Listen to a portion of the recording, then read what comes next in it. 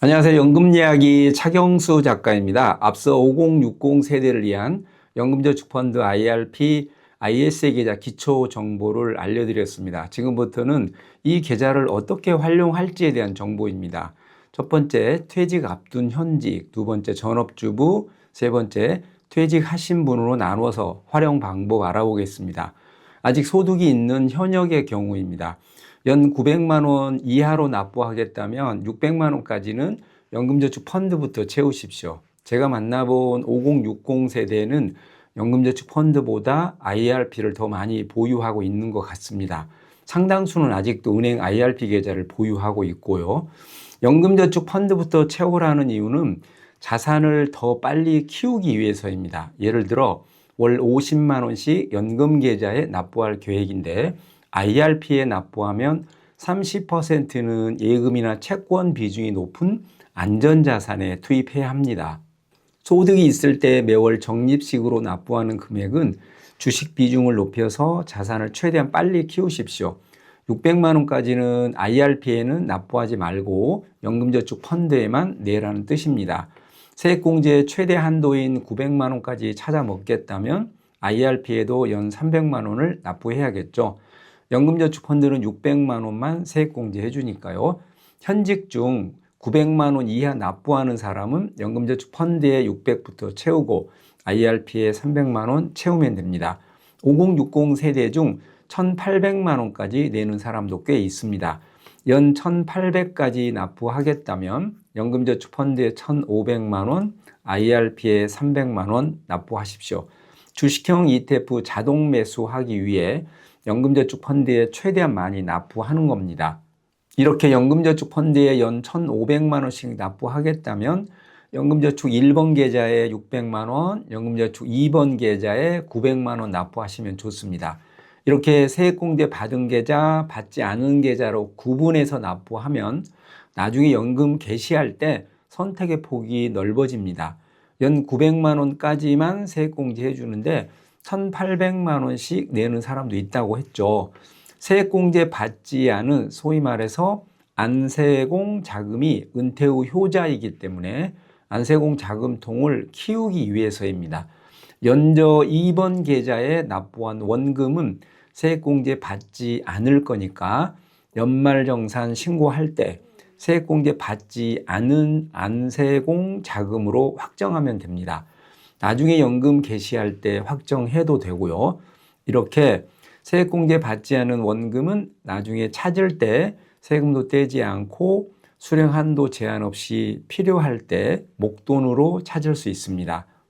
여행 비용이나 자녀 결혼 지원 자금 같이 목돈이 필요할 때 필요한 만큼 찾을 수 있습니다. 사적연금은 연 1,500만 원 초과해서 찾으면 세금에서 불리한데 이렇게 연저 2번 계좌로 들어가는 세액공제 받지 않은 원금은 사적연금에 포함하지 않습니다. 그래서 퇴직 후 목돈을 부정기적으로 찾을 때 좋습니다. 세액공제 받지 않은 안세공 자금은 설령 계좌 가입한 지 5년 안 되어 해지해도 원금에 대해서는 세금 떼지 않습니다.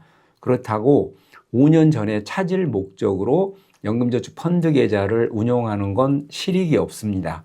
연금 계좌는 노후 연금 목적으로 운용하십시오. 만약 ISA 계좌도 운용하신다면 ISA 계좌 3년 만기 해지해서 세액공제 받지 않은 연금저축 펀드 2번 계좌로 이체하시면 좋습니다. 이렇게 연저 2번 계좌에 자금이 많으면 자녀 결혼할 때 증여세 없이 증여할 1억 5천만 원도 이 계좌에서 빼서 주시면 됩니다. 보유 자금이 많아도 한꺼번에 1억씩 연금 계좌로 들어가지 않습니다. 매년 900만 원을 초과해서 안세공 자금통에 납부하시고 ISA 만기 자금도 안세공 계좌로 이체하시기 바랍니다. 그런데 무조건 연금저축 펀드 계좌를 2개 보유하라는 건 아닙니다. 900만 원을 초과해서 납부할 계획이 있고 ISA 계좌 만기 해지해서 연금 계좌로 이체할 계획이 있다면 일단 계좌를 2개 운용하라는 뜻입니다. 개시할 때 보니까 금액도 많지 않고 굳이 계좌를 2개 운용할 필요 없다면 두 계좌를 하나로 통합하시면 됩니다. 퇴직 후에도 계속 운용할 수 있나요? 죽을 때까지 운용할 수 있습니다. 그런데 언젠가는 연금 개시를 하겠죠. 개시 이후에는 그 계좌에는 납부할 수는 없습니다. 하지만 추가 납부할 수는 없어도 계좌 안에 있는 상품은 계속 굴러가고 사고 팔 수도 있습니다. 개시하려면 모두 매도해서 현금으로 만들어 놓아야 하나요? 아닙니다. 내가 찾을 금액만 현금화하면 됩니다. 계좌에 1억이 있는데 월 100만 원씩 찾고 싶다면 운용상품 중 100만 원어치만 매도해서 현금화해 놓으면 됩니다. 매월 내가 상품을 매도해야 하나요? 자동으로 매도해 주나요? 상품별로 다릅니다. 예금이나 펀드는 알아서 자동으로 매도해 줍니다. 하지만 ETF는 내가 찾을 만큼 직접 매도해야 합니다. 그래서 은퇴 후에는 월배당 ETF 비중을 늘려서 매월 내가 필요한 만큼 배당으로 뚝뚝 떨어지게 포트폴리오를 운용하는 사람도 많습니다. 연 600만 원 이하는 연금저축 펀드에만 납부해라. 900만 원을 채우려면 IRP에도 300만 원 납부해라. 세액공제 받지 않은 안세공 자금을 많이 확보하기 위해 연 1,800만 원까지 납부하겠다면 연저 1번 계좌에 600만 원, 연저 2번 계좌에 900만 원 납부해라. 가급적 매월 적립식으로 납부해서 지수형 ETF 중심으로 자동 매수해라. 목돈으로 한꺼번에 납부하겠다면 본인 투자 성향에 따라 안전자산 비중을 어느 정도 가져가거나 아니면 주식형 ETF를 분할 매수해라. 몇 번 나누어서 매수하라는 뜻입니다. 아니면 지금이 고점이지만 장기 투자할 거니까 단기간 하락은 감수하겠다면 한 번에 주식형 ETF 매수해도 되겠죠. 적립식은 100% 위험자산을 자동 매수하고 목돈은 세 가지 중 하나 선택하시면 됩니다. 안전자산에도 일부 투자는 분산 투자하시면 됩니다. 예를 들어 미국 S&P 500의 절반, TDF 2045의 절반 이런 식이죠. 적립식처럼 위험자산에만 투자하되 겁나니까 몇 번 나누어서 매수하는 분할 매수. 아주 큰 목돈이 아니니 단기간 하락은 감수하고 한 방에 매수하고 혹시 빠지면 이 또한 지나가리 나무아비탑을 하면서 버티시면 됩니다. 목돈의 정의도 각자 다릅니다.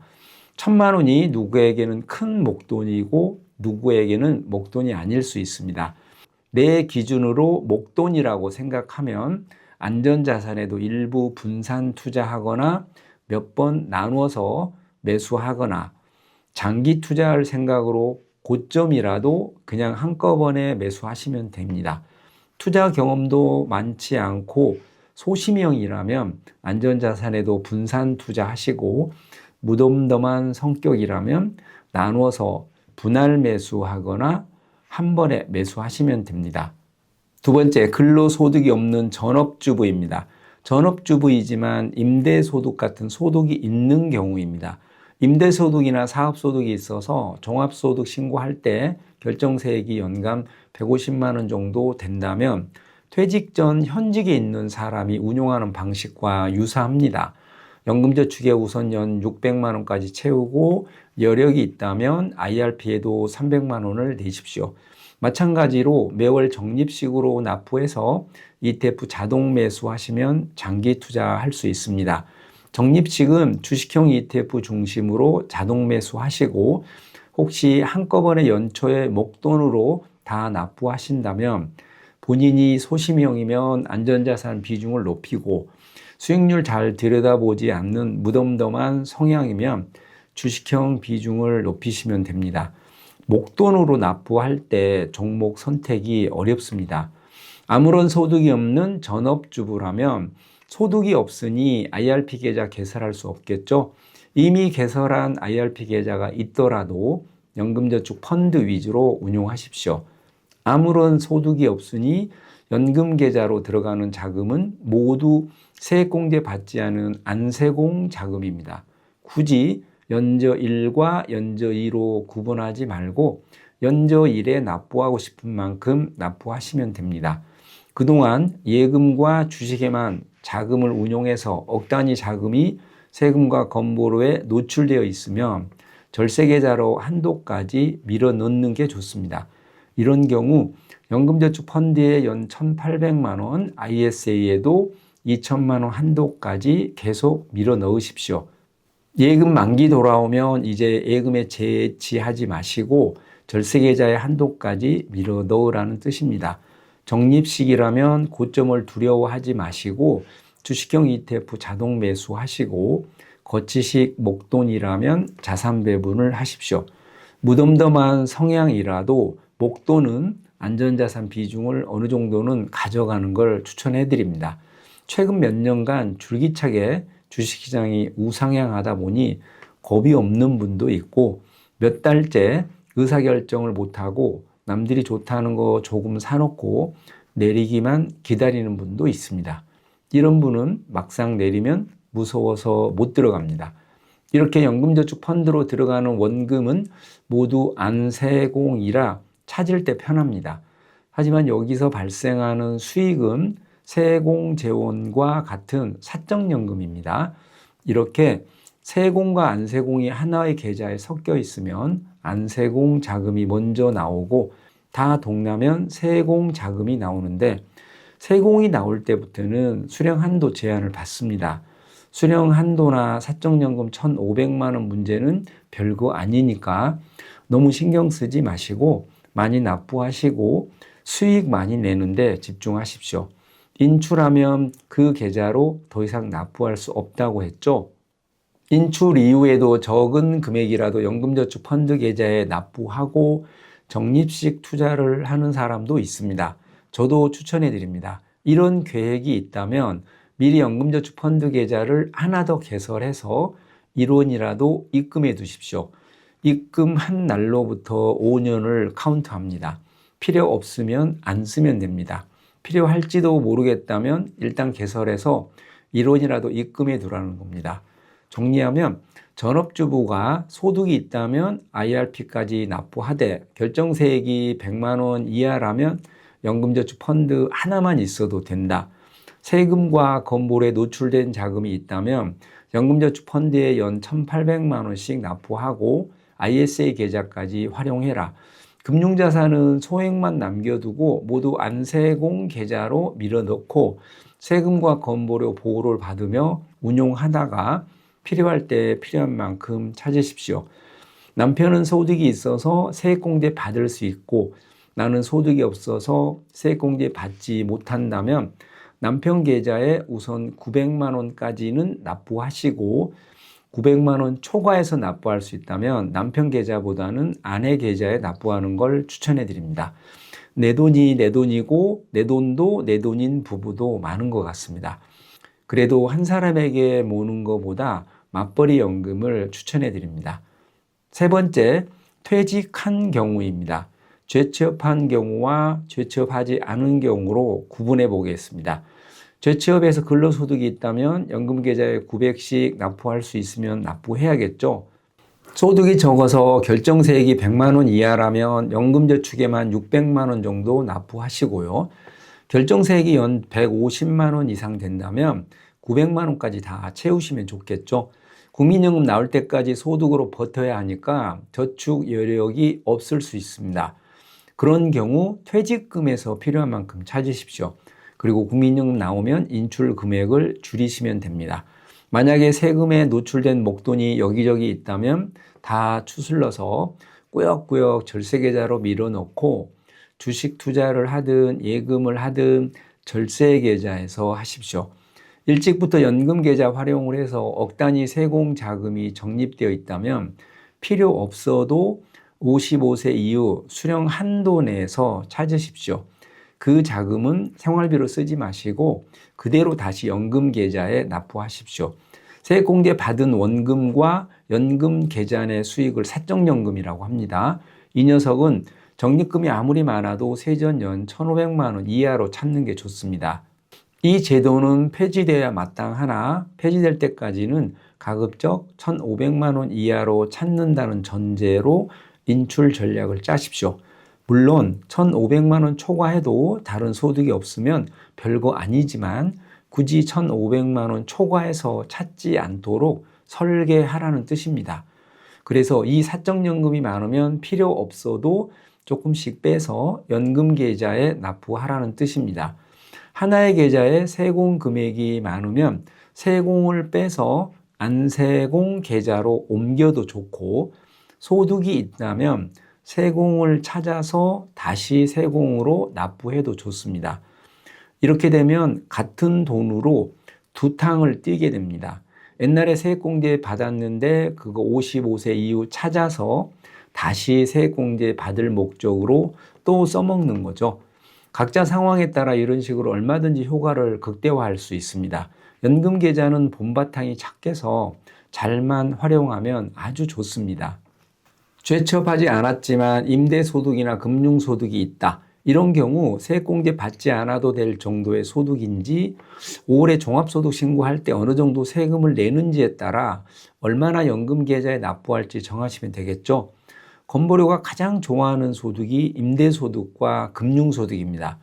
부부가 합동작전을 펴서 연금계좌에 1,800씩 넣고 ISA에도 2천만 원씩 넣으면 연 7,600만 원까지 절세계좌로 들어갑니다. 그래도 예금이나 주식에 자금이 많아서 목돈이 남는다. 그래서 세금이나 건보료가 여전히 걱정된다. 이런 경우 종합주식계좌에서 비과세, 저율과세, 분리과세 상품에 운용해야겠죠. 상품까지 들어가면 영상이 너무 길어지니까 상품은 다음에 기회되면 다루겠습니다. 퇴직 후 아무런 소득이 없는 연금 생활자다. 세금도 없고 건보료나 금융소득 걱정 없는 사람도 있을 것이고, 금융자산이 많아서 여전히 세금이나 건보료가 신경 쓰이는 사람도 있을 겁니다. 앞서 쭉 상황별로 설명해 드렸기 때문에 방향을 잡으실 수 있을 것 같습니다.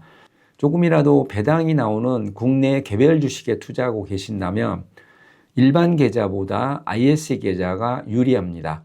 삼전이나 SK하이닉스 같은 국내 개별 주식과 엔비디아 같은 해외 개별 주식, QQQ 같은 해외 ETF에 투자하고 계신다면 자금통의 색깔을 바꾸시는 게 좋습니다.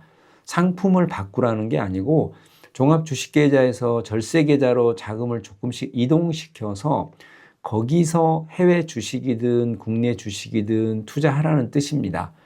절세계좌에서 엔비디아 개별 주식은 매수할 수 없지만 엔비디아 주식 비중이 높은 ETF들은 있습니다. 절세계좌에서 QQQ나 슈드는 매수하지 못하지만 나스닥 100 ETF나 미국 배당 다우존스 ETF는 매수할 수 있습니다.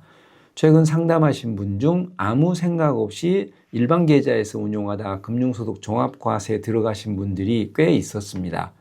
영상을 끝까지 보신 분들은 앞으로 절대 이런 일이 벌어지지 않겠지만, 여전히 조국과 민족을 위해 회사를 위해 바쁘게 살고 계신 분들은 세금이나 건보료에서 낭패를 볼 수도 있고, 노후연금이 턱없이 부족해서 은퇴 후에 누리지 못하고 견뎌야 하는 사람도 있습니다. 자영업자 수가 많이 감소하고 있지만 유일하게 60대 자영업자만 늘어나고 있습니다. 60세 이후에도 소득활동을 하지 않으면 어려운 분들이 많은 겁니다. 노후에 견딜 것인지 누릴 것인지 건강과 연금이 좌우합니다. 많은 분이 유료 개인 컨설팅을 요청하십니다. 죄송합니다. 강의 요청도 많고 2월, 3월에는 해외여행도 2건이나 있고 대한민국 연금 바이블 연금 이야기 개정판도 준비해야 해서 3월까지는 개인 상담을 할 수가 없을 것 같습니다. 꼭 필요하신 분은 4월 이후 신청해 주십시오. 연금 이야기 차경수 작가였습니다. 감사합니다.